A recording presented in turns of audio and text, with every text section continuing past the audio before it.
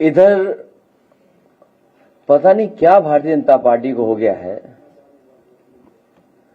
कि जहां जमीन दिखाई दे रही है वहां भारतीय जनता पार्टी के लोग जमीन कब्जा कर रहे हैं। ये कोई एक शहर की कहानी नहीं है। हर शहर में अगर कहीं जमीन है और भारतीय जनता पार्टी के लोगों की नजर पड़ गई तो कोई न कोई तरीका अपना रहे हैं शासन प्रशासन का साथ लेकर के उन जमीनों को कब्जा करने का सिलसिला चल रहा है। मैं अपने दोनों लीडर ऑपोजिशन, अपर हाउस और दोनों हाउस के जो लीडर ऑपोजिशन हैं, मैं उनका धन्यवाद देता हूं और गोरखपुर के तमाम हमारी पार्टी के संगठन के नेताओं का भी धन्यवाद देता हूं कि उन्होंने गोरखपुर के लोगों की तकलीफ और परेशानी की आवाज बन करके उन्होंने संघर्ष करने का काम किया। अभी जैसा कि अध्यक्ष जी बता रहे थे, हमारे पूर्व विधानसभा के अध्यक्ष और लीडर ऑपोजिशन, कि जब वो गए तो उन्हें रोकने के लिए बुलडोजर के ऊपर जो बकेट है उसमें भारतीय जनता पार्टी के कार्यकर्ता और उनके साथ पूरी पुलिस प्रशासन सहयोग कर रहा था और कहीं न कहीं से कोऑर्डिनेशन हो रहा था। वहां के विधायक भी हो सकते हैं, वहां के चुने हुए सबसे बड़े पद पे बैठे हुए भी हो सकते हैं। और सोचिए कब विरासत का गलियारा बना रहे हैं, जब उनके पास आखिरी बजट बचा है, आखिरी बजट। और सच्चाई यह है कि अगर उन्हें गोरखपुर के लिए कुछ काम करना था तो सबसे पहले उन्हें अपनी सबसे पहली घोषणा याद रखनी चाहिए थी। उन्होंने गोरखपुर के लिए सबसे पहली घोषणा झांसी में जाकर के की थी और कहा था कि झांसी के साथ साथ गोरखपुर में मेट्रो बनाएंगे। आज दिल्ली के 8 साल, 11 से काफी समय हो गया और यहां का 9 साल, 11 और 9, 20 साल। बताइए, दिल्ली के 11 साल और इस सरकार के 9 साल पूरे होने जा रहे हैं। न झांसी में मेट्रो बनी है और न ही गोरखपुर में मेट्रो बनी है। और गोरखपुर के लोग जानते होंगे कि वहां पर गोरख धंधा चल रहा है। अगर गोरखपुर वालों ने अपना मुंह खोल करके यहां के राज खोल दिए, अगर गोरखपुर वालों ने अपना मुंह खोल करके यहां के राज खोल दिए तो वहां विरासत गलियारा की जगह हिरासत गलियारा बनवाना पड़ेगा। अगर गोरखपुर की सच्चाई सामने आ जाए तो वहां विरासत का गलियारा नहीं, हिरासत का गलियारा बनाना पड़ेगा। गोरखपुर में विरासत गलियारे में जमीन मकान का मुआवजा सहमति से नहीं बल्कि बाजार की कीमत के हिसाब से देना चाहिए, क्योंकि जो मार्केट वैल्यू है वो बहुत ज्यादा है। लेकिन सरकार दबाव बना करके शासन प्रशासन का, पुलिस को आगे कर करके व्यापारियों से और जो लोग वहां रह रहे हैं उनसे जबरदस्ती सहमति पर साइन करवा रहे हैं, जबरदस्ती सहमति दिलवा रहे हैं। सरकार अपना डर दिखा करके कि उन्हें मुआवजा न ज्यादा देना पड़ जाए तो सहमति के पत्र जारी करवा रहे हैं, सहमति करवा रहे हैं उनसे। हमारी मांग है कि उन्हें सहमति से नहीं, दबाव बना करके नहीं, डरा करके नहीं, धमका करके नहीं, बल्कि बाजार की कीमत के हिसाब से उन्हें मुआवजा देना चाहिए। सबको मालूम है जब खुद की जमीन का मामला था तो यहां बहुत सारे हमारे जागरूक पत्रकार हैं, सब जानते हैं कि जब उनकी खुद की जमीन का मामला था तो अधिकतम संभव मूल्य पर मुआवजा वसूला गया और जमीन देने के नाम पर तथाकथित दयावान बनने की वाहवाही भी लूटी गई थी। जिस समय उन्होंने अपनी जमीन का मुआवजा उठाया तो वाहवाही भी लूटी उन्होंने। और बाकी जानकारी देने की जरूरत नहीं है।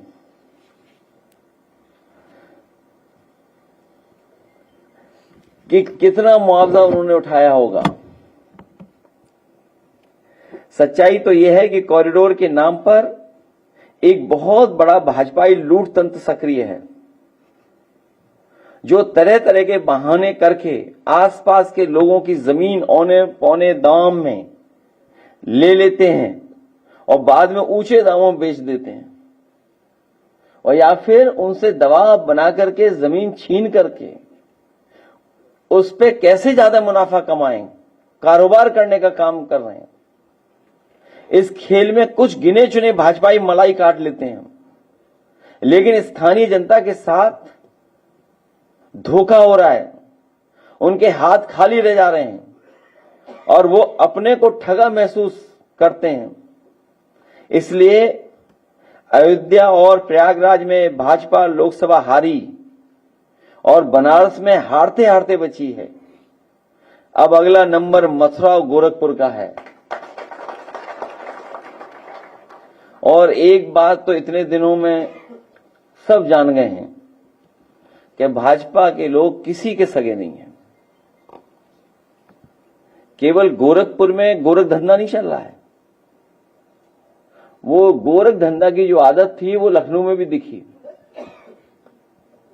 उनके अपने सलाहकार, उन्हें इस्तीफा देना पड़ा और पीछे ही पीछे हाथ मिलाए हुए थे जाने किससे। आखिरकार जिनसे हाथ मिलाया हुआ था वो भारत देश में कि भारत देश छोड़ के चले गए। वो भी केवल वो ही नहीं, और भी वहां छिपे हुए लोग बैठे हैं जो जमीनों का काम कर रहे हैं। अपने गांव के आसपास कैसे जमीन हड़पी जाए उसके लिए बैठ करके यहीं पर लखनऊ में हमारे आपके हॉल से ज्यादा 800 मीटर दूर यही कार्यक्रम चलता है कि जमीन को कैसे कब्जा किया जाए। ये तो गोरखपुर के लोग जानते होंगे कि सबसे ज्यादा रजिस्ट्रियां किसके नाम पर हुई हैं।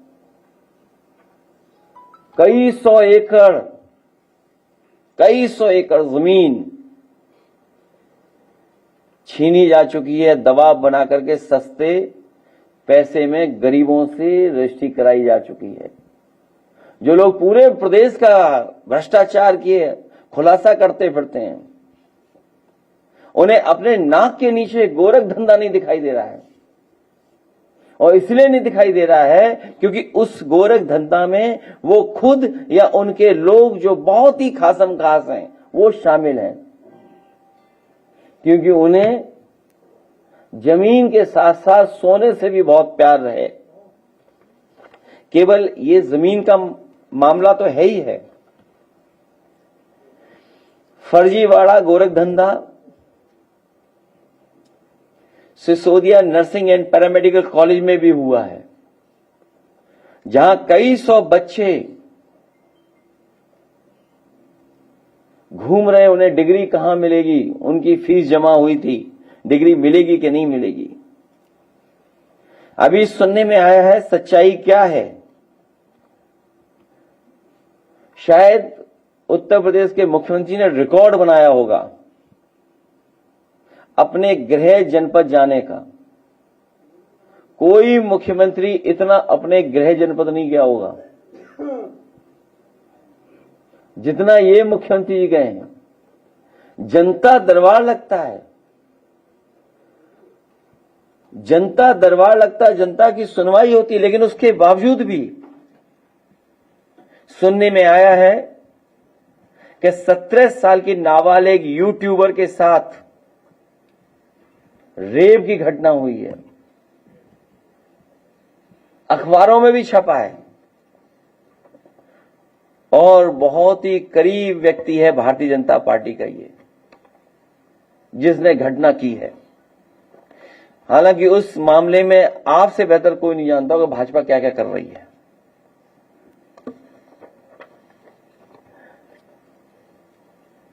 भारतीय जनता पार्टी और खासकर सरकार के लोग लोकतंत्र, संविधान, परंपराएं, उनको किसी को नहीं निभाते इन लोग।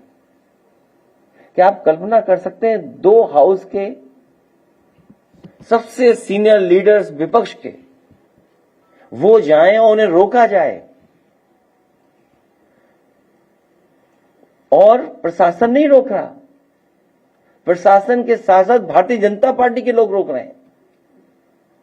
ये वो समय याद दिला रहे हैं जो हिटलर के समय होता था। हिटलर भी अपने साथ कोई दूसरा काम कराने के लिए अपनी पार्टी के लोगों को भेजता था, पुलिस की ड्रेस में, वर्दी में। इन्होंने वर्दी में तो नहीं भेजा, लेकिन एक चिन्ह भेज दिया, चुनाव चिन्ह बनता लग जा रहा है लगता है इनका, जो अन्याय का प्रतीक है। और ये हम नहीं कहते हैं, कोर्ट तक ये कह रहा है कि अन्याय का प्रतीक बनता जा रहा है बुलडोजर। सोचिए, बुलडोजर में आज के समय पे लोकतंत्र में 2 लीडर ऑपोजिशन को रोक रहा है और उसके ऊपर बैठे बीजेपी के कार्यकर्ता अंडा फेंक रहे हैं, झंडा दिखा रहे हैं। मैं अपने कार्यकर्ताओं को बधाई देता हूं कि न वो बुलडोजर से डरे, न वो अंडों से डरे और न काले झंडों से डरे। और जब उनका काला झंडा दिखाई दिया तो हमारे साथियों ने काला झंडा भी छीना और उनका काला छाता भी छीन लिया जो दिखाना चाहते थे। हम लोग लोकतंत्र पर भरोसा करते हैं, संविधान पर भरोसा करते हैं, कानून पर भरोसा करते हैं। हम दोनों लीडर ओपोजिशन से कहेंगे कि जो वहां के डीएम हैं, एसएसपी हैं, जो अधिकारी हैं, उनके खिलाफ लिख करके कार्रवाई मांग कीजिए, लिख करके। अगर उनके खिलाफ आज कार्रवाई नहीं होती है तो जब जनता समाजवादियों को मौका देगी तो उस समय उन पर कार्रवाई होना निश्चित है, कार्रवाई होगी उनके ऊपर। और व्यापारी भी अगर हिम्मत जुटाएं, ये कहें कि हम पे दबाव बनाया जा रहा है, सहमति के लिए हमें दबाव बना रही है सरकार, अगर वो भी व्यापारी लिख करके देंगे तो ऐसे अधिकारियों के खिलाफ समय आने पर कड़ी कार्रवाई की जाएगी। मैं धन्यवाद देता हूं एक बार फिर अपने समाजवादी साथियों का, जिन्होंने संघर्ष करने का काम किया। अब ज्यादा संघर्ष नहीं करना है, आप सब लोगों को मन बना करके गोरखपुर से गोरख धंधा करने वालों को हटाने का काम करना है। साथ ही साथ मैं विद्याधर जी का और उनके साथियों का धन्यवाद देता हूं कि उन्होंने तमाम किसान गरीबों की आवाज उठाने का काम किया। और जब समाजवादी सरकार थी कभी भी इस तरह का दबाव नहीं बनाया गया। लखनऊ में जब मेट्रो बनी तो बहुत सारे लोगों की प्रॉपर्टी बीच में आई, उन लोगों को मुआवजा देकर के, अच्छा मुआवजा देकर के उन जमीनों को लिया गया। आगरा लखनऊ एक्सप्रेस उदाहरण है, जिस समय लैंड एक्विजिशन एक्ट नहीं आया था उस समय भी किसानों से जमीन ली गई, और किसानों से जो जमीन ली गई वो सर्किल रेट बढ़ा करके ली गई। कई बार हम लोगों ने आपको उदाहरण दिया यहीं पर बैठ करके कि जब पुराने लखनऊ में घंटाघर के पास मुझे बिजली घर शिफ्ट करना था और उसके लिए जमीन उपलब्ध नहीं थी, तो उस जमीन को उपलब्ध कराने के लिए मार्केट वैल्यू मुझे देनी पड़ी, तो हम लोग पीछे नहीं हटे। 30 करोड़ से ज्यादा मार्केट वैल्यू दे करके सब स्टेशन के लिए जमीन ली गई। ये केवल 1-2 उदाहरण नहीं, न जाने कितने मैं उदाहरण दे सकता हूं जहां पर सरकार को अगर जमीन की जरूरत पड़ी तो मार्केट वैल्यू के हिसाब से और जो बाजार भाव है उसके हिसाब से जमीन दी गई। हम लोग किसी भी डेवलपमेंट के खिलाफ नहीं है, लेकिन जिनकी जमीन जा रही है, जिनकी रोजी रोटी जा रही है, जिनका पुश्तैनी घर जा रहा है, जिनको आप डरा धमका करके, जिनके पास अगर कागज नहीं है, कोई कानूनी चीज नहीं है, तो आप डरा धमका करके जमीन छीन रहे हैं, इसके खिलाफ है हम लोग। और हम भरोसा दिलाते हैं गोरखपुर के लोगों को, इन्होंने तो कुछ काम खास किया नहीं है। समाजवादी लोग आएंगे तो इनका जो फर्जी विरासत का गलियारा बन रहा है, विकास का गलियारा बनाएंगे, जिससे लोगों को रोजी रोटी मिलेगी। वहां आज भी बड़ा कारखाना जो चल रहा है वो समाजवादियों की देन है। गोरखपुर में कई कारखाने जो चल रहे हैं, नेताजी जब मुख्यमंत्री थे उस समय की कई योजनाओं के परिणाम की वजह से बड़ा कारखाना लगा और चल रहा है। ये जमीन का मामला केवल एक जिले का नहीं है, हर जिले में भारतीय जनता पार्टी के लोग कब्जा कर रहे हैं। सुनने में आया लखनऊ में कई तालाब कब्जा हो चुके हैं। हालांकि हमारे मुख्यमंत्री जी को जानकारी नहीं है कि गूगल मैप भी होते हैं, सैटेलाइट मैप भी होते हैं। सैटेलाइट मैप में जो तालाब दिखाई दे रहे थे 17 तक, जो खत्म कर दिए गए हैं, वो नक्शे कोई नहीं बदल सकता। उनको बदलने के लिए अमेरिका जाना पड़ेगा, उसके लिए वीजे की जरूरत पड़ेगी। यहां तो गोरख धंधा चल सकता है, लेकिन अमेरिका में गोरख धंधा नहीं चल सकता। वो सैटेलाइट मैप्स वो वैसे के वैसे दिखाएंगे तस्वीर कि 2017 में कहां तालाब थे लखनऊ शहर में जो कब्जा हो गए। हम लोग व्यापारियों के पक्ष में, समाजवादी पार्टी के लोग पूरी जिम्मेदारी के साथ खड़े हैं। कानून व्यवस्था इतनी ध्वस्त है और बड़े बड़े नेता जो है बीजेपी के आज अपनी ठपठपा जीरो टॉलरेंस की बात कर रहे हैं और हर जगह कानून व्यवस्था ध्वस्त है। केवल जौनपुर जिले में 60 दिनों में 26 हत्याएं हुई हैं। ये तो एक जिले का है। जब सरकार पूरी जमीन छीनने में लगी है तो कानून व्यवस्था कौन देखेगा?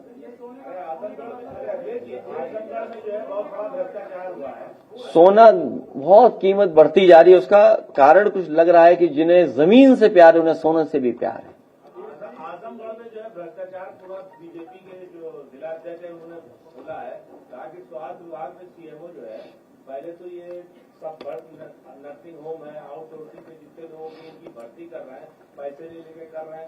दिलीप सिंह ने जो है बीजेपी के जिलाध्यक्ष है, उन्होंने मोर्चा खोल दिया है बीजेपी के खिलाफ। अच्छा, जब मैं बात गोरखपुर की कर रहा हूं तो आजमगढ़ क्यों जा रहे हो?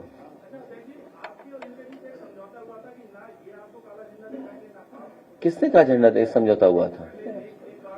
नहीं, कभी कोई समझौता नहीं हुआ, कोई समझौता नहीं हुआ, कोई किसी तरह का कोई समझौता नहीं हुआ।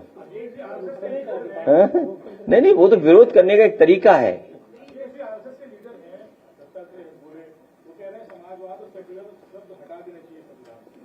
उनके बाद अब यही की जगदीप धनखड़ ने भी अभी एक कार्यक्रम में कहा है कि भारत पहला देश है दुनिया में जहां पे प्रियम्बल में बदलाव किया गया इमरजेंसी के दौरान। तो और जो परसों आपने बात कही भी थी, देखिए,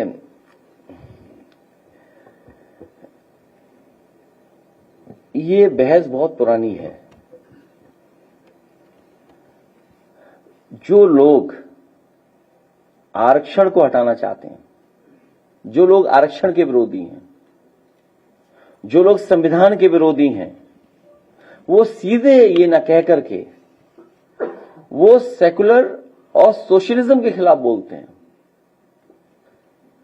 तमाम वो लोग जो आरक्षण के खिलाफ हैं, संविधान के खिलाफ हैं, भाईचारे के खिलाफ हैं, वो सीधा ना बोल करके जानबूझ करके सेकुलर और सोशलिस्ट के खिलाफ अपना समय समय पर विचार रखते हैं, क्योंकि सीधे सीधे कहने में उन्हें लगता है कि उनको अब वोट खिसक जाएगा, उनके गठबंधन के साथी खिसक जाएंगे।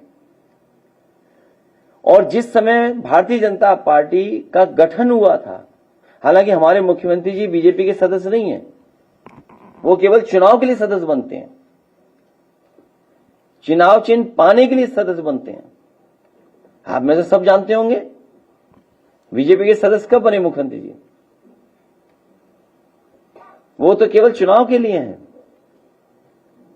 और बीजेपी की जब पहली बैठक हुई है भारतीय जनता पार्टी के गठन के समय, ये बहस तब भी थी भारतीय जनता पार्टी के अंदर कि हम रास्ता क्या अपनाएंगे। जो प्रस्ताव पास हुआ था, वो प्रस्ताव उस समय जो राष्ट्रीय अध्यक्ष बने थे, यही प्रस्ताव पास हुआ था कि भारतीय जनता पार्टी का रास्ता सेकुलर होगा, सोशलिस्ट रास्ता होगा। अगर ये बात गलत है तो भारतीय जनता पार्टी के लोग बताएं। और उस समय भी ये बहस हुई थी कि ये दोनों बातें नहीं आनी चाहिए बंबई के अधिवेशन में। इससे भी खराब बात ये हुई है वहां कि अधिवेशन के लिए धन किसने दिया था, वो विषय आपके लिए छोड़ता हूं मैं, वो रिसर्च करके बताइए आप। 2008 में सभा में पब्लिक भी हुआ था सर, वो पब्लिक भी हुआ था कि सोशलिस्ट और सेक्युलरिज्म दोनों का उनका कोई येलो कलर की कॉपी थी उनकी खुद के संविधान में। उस सम्मेलन में गांधी जी और जयप्रकाश जी की तस्वीर भी लगाई। ठीक है, मैं सहमत हूं आपसे, ठीक कह रहे हैं आप। हाँ, सेक्युलरिज्म और समाजवाद हटाने की बात कर लीजिए कि 1976 में जोड़ा गया था। 1973 में सुप्रीम कोर्ट केशवानंद भारती ने डिसाइड कर चुका है कि सेक्युलरिज्म बेसिक स्ट्रक्चर है संविधान। भाजपा आरएसएस को इतना परेशानी क्यों होती है समाजवाद? सुप्रीम कोर्ट डिसाइड कर चुका है 1973 में केशवानंद भारती। ये बहस लंबी है। लोकतंत्र, डेमोक्रेसी को स्ट्रेंथन करने के लिए, जहां डेमोक्रेसी को स्ट्रेंथन करने के लिए हमें जरूरत पड़ती है कि जब आप ये कहते हैं कि हम डेमोक्रेसी में सबको अधिकार देना चाहते हैं, सबको बराबर के लिए देना चाहते हैं, तो डेमोक्रेसी को और एक्सप्लेन किया है सेकुलरिज्म ने और सोशलिज्म ने। सेकुलरिज्म हमें इक्वलिटी इन रिलीजन बताता है और डिफाइन कर दे रहा है, और सोशलिज्म हमें इक्वलिटी लाता है समाज की कैसे एकता हो, तो वो आरक्षण की बात होती है उसमें। ये आरक्षण के खिलाफ है, ये भाईचारे के खिलाफ है, ये हमारे आपके सबकी एकता के खिलाफ है। इसलिए ये एंटी सेकुलर है। सेकुलरिज्म इसलिए नहीं पसंद इनको, और आरक्षण का सीधा सीधा हमला नहीं कर सकते लोग, इसलिए सोशलिज्म का रास्ता अपनाते हैं। और कैपिटलिस्ट जब होगी देश, तो हमारे गरीबों को कुछ मिलने वाला नहीं है। इसीलिए कई मौकों पर हम कहते हैं कि जो बात भारतीय जनता पार्टी सीधे सीधे नहीं कह सकती है, वो पीछे से ये कहती है कि हमें सोशलिज्म नहीं चाहिए, सेकुलरिज्म नहीं चाहिए, क्योंकि ये नफरत फैला करके वोट लेना चाहते हैं।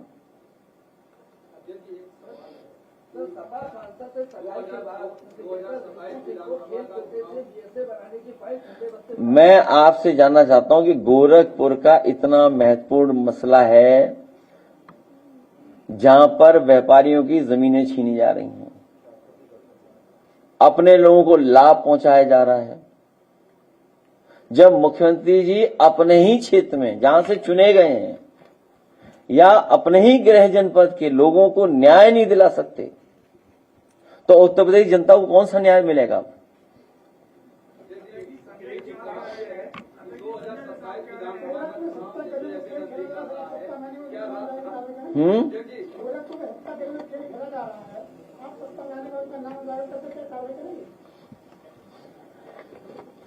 आप जानते हो क्या होगा सरकार में? मैंने कहा ट्यूशन फ्री पढ़ा रहे हैं बीजेपी के लोग हम लोगों को।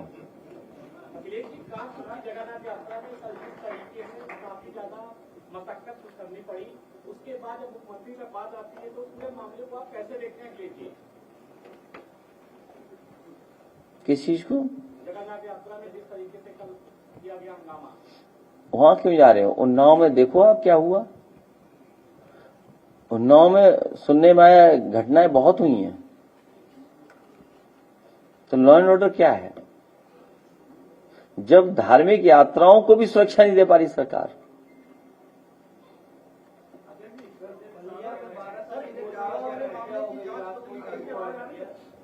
संजय साहब कह रहे हैं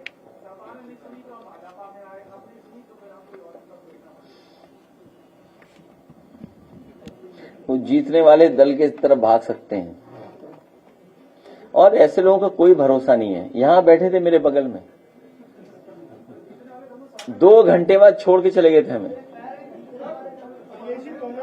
नोएडा के यूपीएनएल जितेंद्र यादव, उनके साथ जो घटना घटी उसके बाद से वहाँ के तत्कालीन केंद्रीय मंत्री थे महेश शर्मा, उन्होंने आश्वासन दिया कि आपकी पत्नी को सरकारी नौकरी मिलेगी, मुआवजा मिलेगा, सब कुछ मिलेगा, आपका इलाज कराया जाएगा जब तक आप स्वस्थ नहीं हो जाते हैं। 8 साल के दिन हो गए, वो जो 400-500 का वेट अपने पैर से उठाता था, आज वो एक गिलास पानी भी खाने के लिए वो मजबूर है।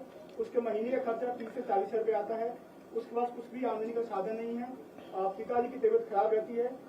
क्या कहेंगे? वो सबसे पहला फेक इनकाउंटर था जो नोएडा में हुआ था, जिसकी कोशिश की गई थी। फेक इनकाउंटर, केवल मुआवजा नहीं और आश्वासन जो नहीं पूरा किया, उसके साथ साथ जिस पुलिस कर्मचारी ने, पुलिस अधिकारी ने वो किया था, उसके खिलाफ भी कोई कार्रवाई सरकार ने नहीं की। और कहां ट्रांसफर कर सकते हैं? मध्य प्रदेश थोड़ी चली जाएगी।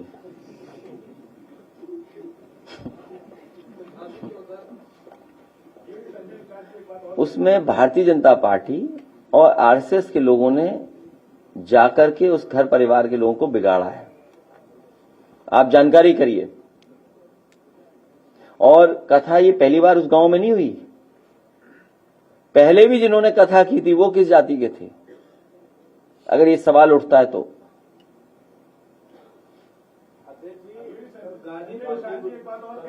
गाजीपुर में जंगीपुर में दलित बस्ती पर बुलडोजर चला है, बरसात का समय और पूरी तरह से। मैंने उस पर कहा है कि इस समय बरसात के समय पर, और जब उन पे कुछ रहने की जगह नहीं है, ये सरकार जानबूझ करके कार्रवाई कर रही है। न जाने कितनों के घर इन्होंने गिराए हैं। ये बुलडोजर अन्याय का प्रतीक बन के रह गया है।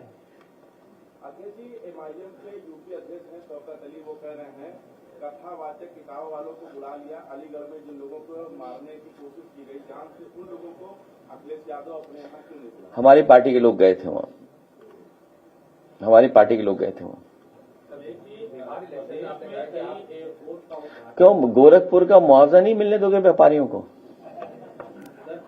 गोरखपुर से सटे हुए जिले में एयरपोर्ट का उद्घाटन हुआ था, वहां से उड़ाने बंद हो गई, और कई जिलों में एयरपोर्ट का उद्घाटन हुआ था, वहां से उड़ाने बंद हो गई।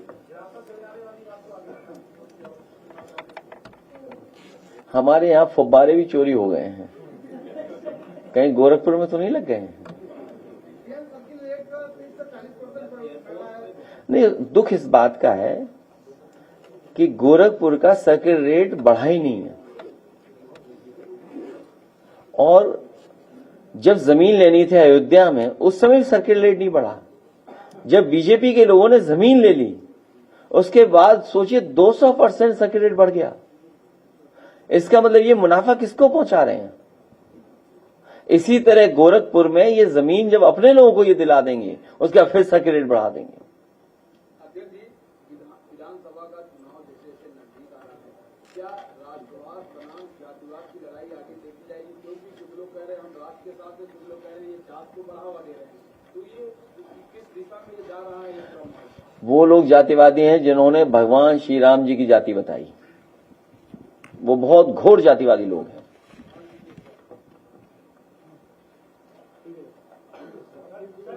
अखिलेश जी, उन्नाव में 336 स्कूलों की सूची जारी की गई है और उसको मर्ज करने के आगे बात की जा रही है। बच्चे और जो अभिभावक हैं और शिक्षक काफी परेशान हैं। इन्होंने वो स्कूल आइडेंटिफाई किए हैं जिन स्कूलों में बूथ भारतीय जनता पार्टी हारती थी।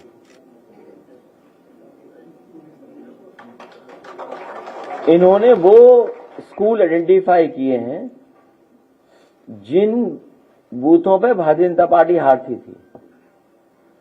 तमाम वो स्कूल बंद किए जा रहे हैं, क्योंकि फिर वहां पर बूथ रहेगा ही नहीं। वोट डालने आपको दूसरी जगह जाना पड़ेगा। केवल ये पढ़ाई के लिए साजिश नहीं है, हमारी बहनें बेटियां पढ़ने कैसे जाएंगी उनके खिलाफ साजिश है, और वोट डालने कैसे जाओगे इसके लिए साजिश है। ये सोची समझी रणनीति के तहत इलेक्शन कमीशन से मिलकर के उस डेटा को मैच कर करके ये फैसला सरकार ले रही है। स्थिति गाँव में कथा वाचक सुरक्षित नहीं है और गोरखपुर में नेता प्रवेश नहीं कर पाते हैं, सड़क पर महिला सुरक्षित नहीं है, थाने में खाती सुरक्षित नहीं है और जिले में सीएमओ और डीएम आपस में ऐसे लोग को सुधर जा रहा है। यहाँ सब इंजन टकरा रहे हैं, डिब्बे टकरा रहे हैं, गार्ड रूम टकरा रहा है और आखिरी समय सब लूट में लगे हुए हैं। कौन सा विभाग बचा है जहां लूट ना हो रही हो? सर, बनारस में क्रिकेट स्टेडियम में किसानों की जमीन जाने की सर्किट रेट के लिए जो है नामी किसान दे रहे हैं। ये मांग सबकी है कि जो मार्केट वैल्यू है या जो लैंड एक्विजिशन एक्ट है उसके तहत मुआवजा मिलना चाहिए, क्योंकि जब मार्केट वैल्यू के हिसाब से आप मुआवजा नहीं देते हैं तो विरोध होता है। आप विकास के खिलाफ कोई नहीं है, लेकिन कम से कम उन लोगों के लिए न्याय तो करो आप।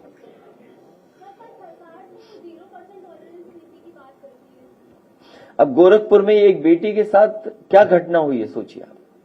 क्या जीरो टॉलरेंस है इनका जीरो टॉलरेंस ही जीरो है। आप गाजीपुर में देखिए कितने गरीब परिवार हैं जो रह रहे थे वहां पर, और इस बरसात के समय पर उनको तोड़ा जा रहा है। बुलडोजर से उनके सब कुछ घर मकान तोड़ दिए गए। बिहार में सर सूची को लेकर के सवाल उठ रहे हैं कि 9 से पहले वहां पर डोर टू डोर कैंपेनिंग कराई जाएगी और दूसरे सूची का रिनोवेशन होगा करीब 22 साल बाद ये होता है और सिर्फ 25 दिन का, लेकिन उसके जो समय दिया गया क्या लगता है 1 महीने में इसको पूरा किया जाए। Bharatiya Janata party election commission से मिल करके कोई न कोई नया षड्यंत्र अपनाती है। जैसे एग्जाम्पल इस साथी ने जो सवाल पूछा है प्राइमरी स्कूल का, कन्नौज में जो स्कूल मर्ज हो रहे हैं, जो स्कूल हटाए जा रहे हैं, उनमें एक भी भारतीय जनता पार्टी बूथ नहीं जीतती। और कहां लगा रहे हैं? जहां थोड़ा बहुत भारतीय जनता पार्टी का वोट है वहां। आपने कुंदरगी का चुनाव तो देखा होगा, कानपुर का चुनाव भी देखा होगा, बाई इलेक्शन आपने, मीरापुर का चुनाव भी देखा होगा आपने। ये जितने फैसले हो रहे हैं सब पॉलिटिकल फैसले हो रहे हैं, इलेक्शन कमीशन से मिलकर हो रहे हैं। हम लोगों ने शिकायत की थी, गोरसाईगंज चेयरमैनी का चुनाव था, भारतीय जनता पार्टी के लोगों ने मशीन लगाई हुई थी आधार कार्ड बनाने की, मशीन लगाई हुई थी, उसका वीडियो रिकॉर्ड है। कई 100 आधार पकड़े गए, कोई कार्रवाई नहीं हुई किसी पर। कोई कार्रवाई हो तो बताओ आप। और सीसीटीवी में सब कैच है, सब कुछ कैच है, उसमें सब कुछ है, उसके अंदर रिकॉर्डिंग है।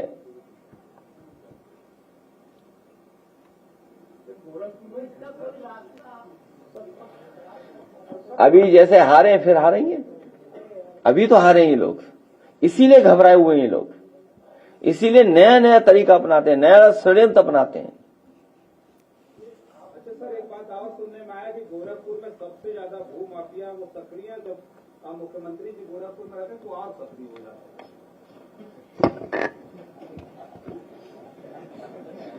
कहीं ऐसा तो नहीं कि मुख्यमंत्री जी के लिए कह रहे हो कि यही सबसे बड़े भूमाफिया हैं?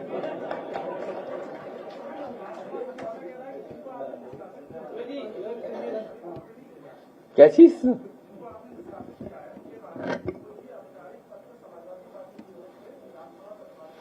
तो आज चला जाएगा,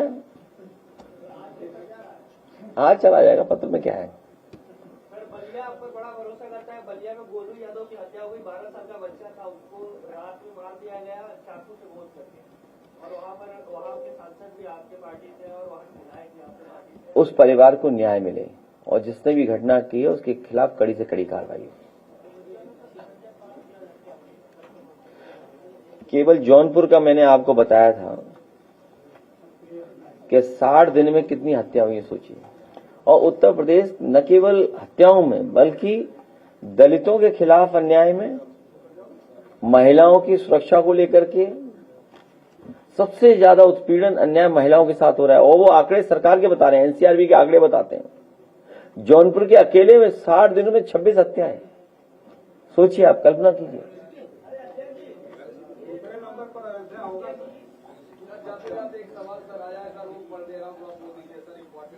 क्या है?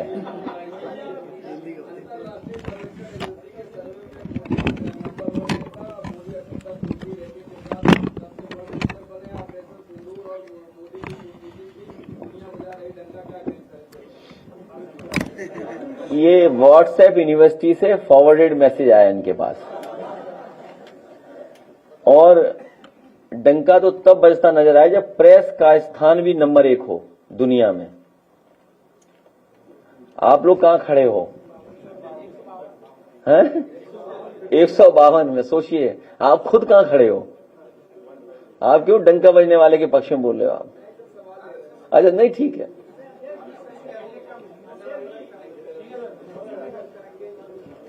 कौन सा सम्मेलन करेंगे?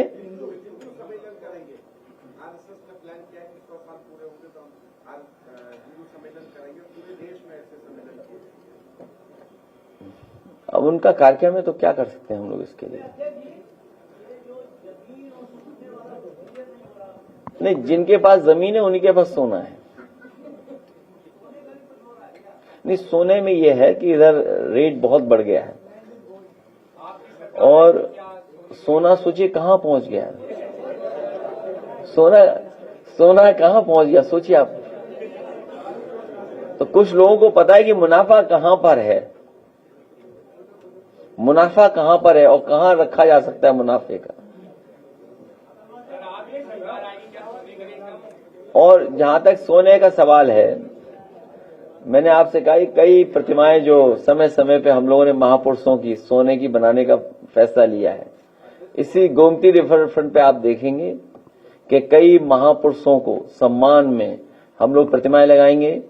तो किसी की सोने की तलवार होगी, किसी का सोने का भाला होगा, किसी का सिंहासन सोने का होगा। हैं?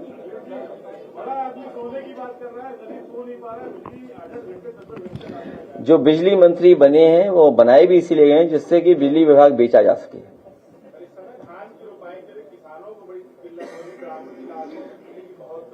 मक्के का सर्वे मुख्यमंत्री जी ने हेलीकॉप्टर से किया था, और हाईवे पे कहीं देख लो सड़कों में मक्का सूख रही, वो दिखाई नहीं दे रही इन्हें।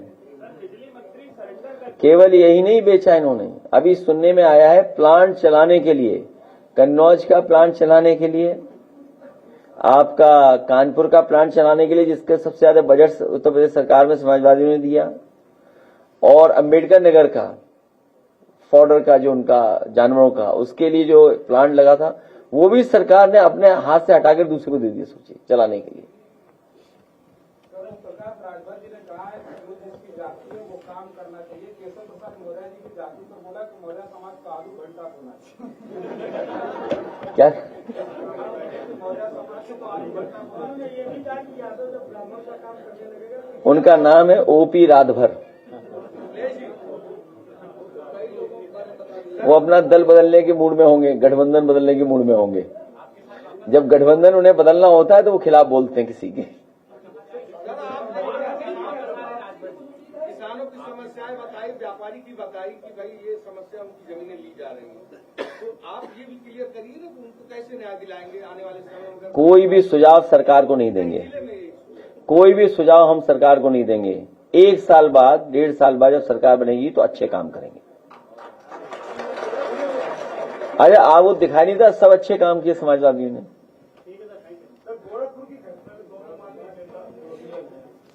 क्या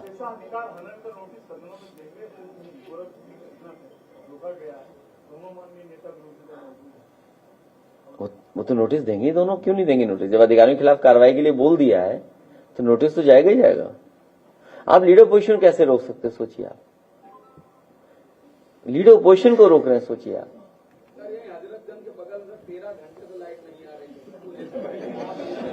तो मुख्यमंत्री जी के आवाज से कटिया लगवा लें।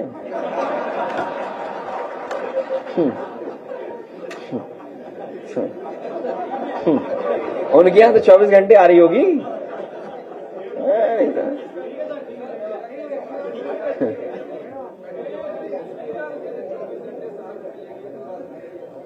जब ये बताए, कितनी बार आपको बताएं, एक भी पावर प्लांट बड़ा इस सरकार ने नहीं बनाया।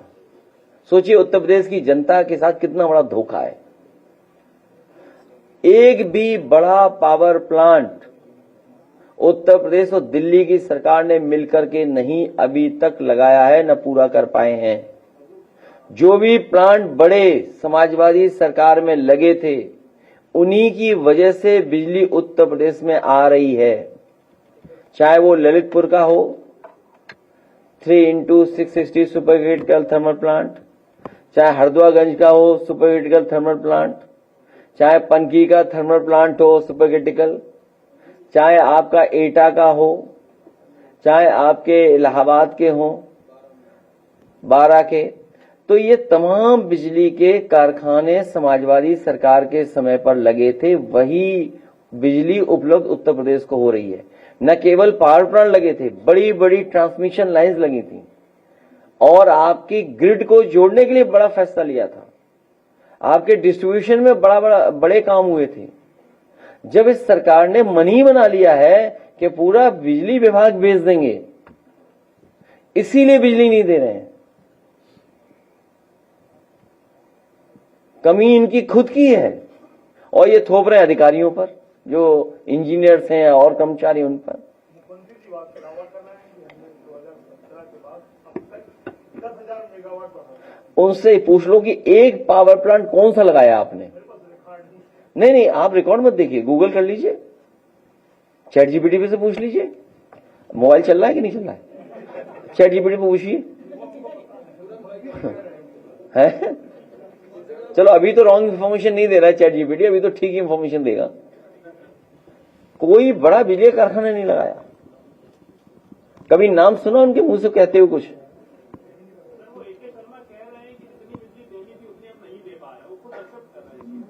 तो बिजली खरीदे, लोगों पे दबाव बना रहे हैं कि सोलर ना। बिजली जब इतनी महंगी कर दी तो बिजली किसकी वजह से महंगी हुई है?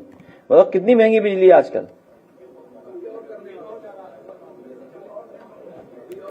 और जितनी आने वाले समय में बिजली की खपत बहुत बढ़ेगी। आप कल्पना नहीं कर सकते कितनी खपत बढ़ेगी, देखिएगा।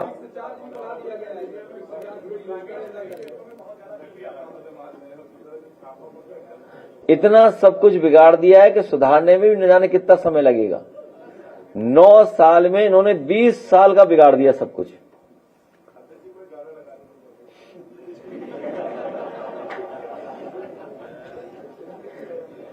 कोई नया गाना या पुराने गाना सुना दें?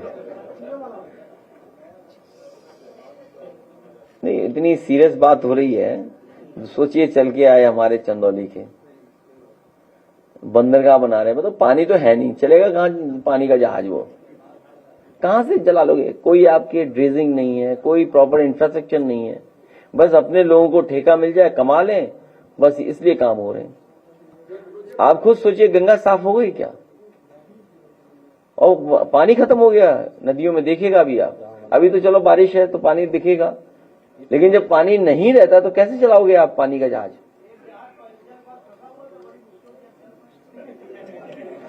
अरे ये जहां पर ये बंदरगाह बन रहा है, वहां कितने दिन बंद रहा, खड़ा रहा पानी का जहाज, ये लोग जानते होंगे। निकल ही नहीं पाया वहां से। जानते होंगे कितने महीने खड़ा रहा, बताओ?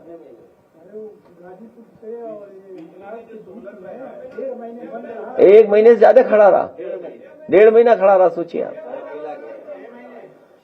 6 महीने खड़ा रहा, सोचिए आप। ये बहुत कम है। सोलर प्लांट पे सोलर जो लग रहा है घरों में, जो 30,000 रुपए मात्र दे रही है सब्सिडी, जबकि सेंट्रल गवर्नमेंट 78,000 रुपए दे रही है। तो यूपी गवर्नमेंट एक तो बढ़ा नहीं रही है सब्सिडी और 6 महीने में दे रही है।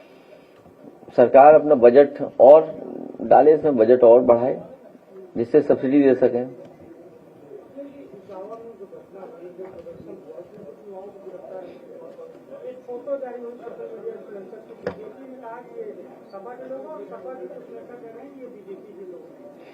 ये सब प्लांटेड लोग हैं, क्योंकि उन्हें मुद्दा बदलना था, इसलिए प्लांटेड लोगों को आगे किया उन्होंने।